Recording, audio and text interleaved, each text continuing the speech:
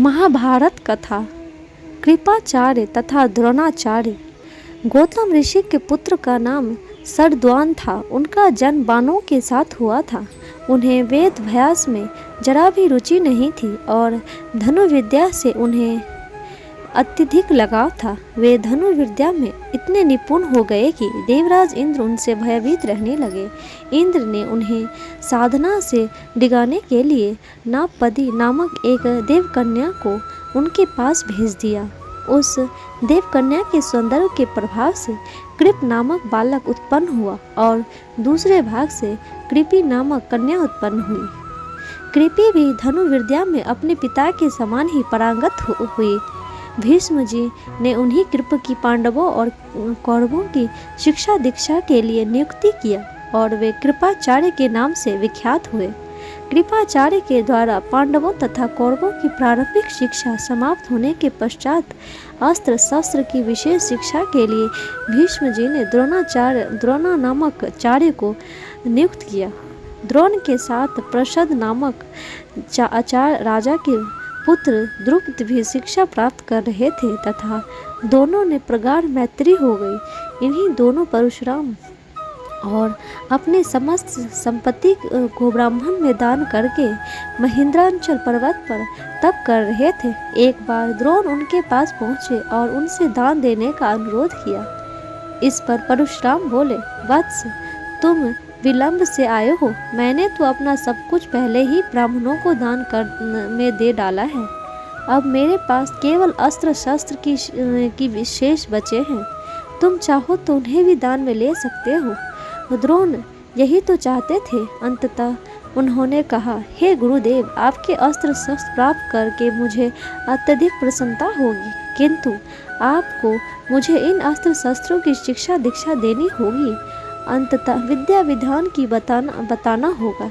इस प्रकार परशुराम के शिष्य बनकर द्रोण अस्त्र शस्त्रादि सहित समस्त विद्याओं के अद्भुतपूर्ण ज्ञाता हो गए। शिक्षा प्राप्त करने के पश्चात द्रोण का विवाह कृपाचार्य की बहन कृपि के साथ हो गए।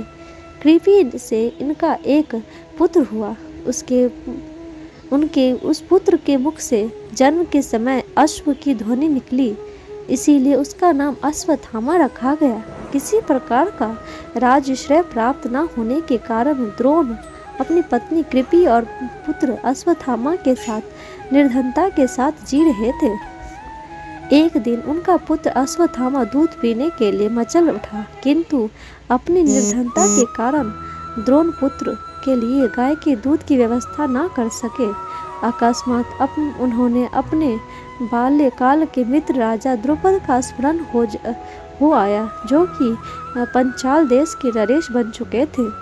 द्रोण के द्रुपद के पास जाकर कहा, मित्र, मैं तुम्हारा सहपाठी रह चुका हूँ। मुझे दूध के लिए एक गाय की आवश्यकता है और तुमसे सहायता प्राप्त करने की अभिलाषा लेकर मैं तुम्हारे पास आया हूँ।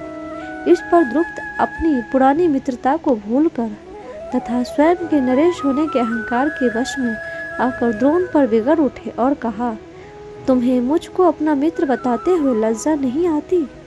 मित्रता केवल सम्मान वर्ग के लोगों में होती है, तुम जैसे निर्धन और मुझ जैसे राजा में नहीं। अपमानित होकर द्रोण वहां से लौट आए और कृपाचार्य के घर गुप्त रूप से रहने लगे। एक दिन युधिष्ठिर आदि राजकुमार जब गेंद खेल रहे थे तो उनकी गेंद एक कुएं में जा गिरी। इधर से गुजरते हुए द्रोण के राजकुमारों ने गेंद को कुएं से निकालने के लिए सहायता मांगी। द्रोण ने कहा, यदि तुम लोग मेरे साथ मेरे परिवार के लिए भोजन का प्रबंध करो तो मैं तुम्हारा गेंद निकाल दूंगा। युधिष्ठिर बोले, देव, यदि हमारे पितामह की अनुमति होगी तो आप सदा के लिए भोजन पा सकेंगे।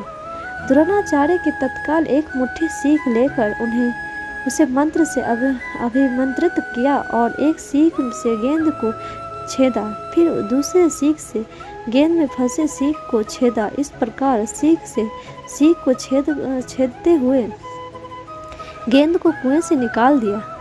इस अद्भुत प्रयोग के विषय में तथा द्रोण के समस्त विषयों में प्रकांड पंडित होने के विषय में ज्ञात होने पर भीष्म पितामह ने उन्हें राजकुमारों के उच्च शिक्षाओं की नियुक्ति पर राजाश्रय में ले लिया और वे द्रोणाचार्य के नाम से विख्यात हो गए।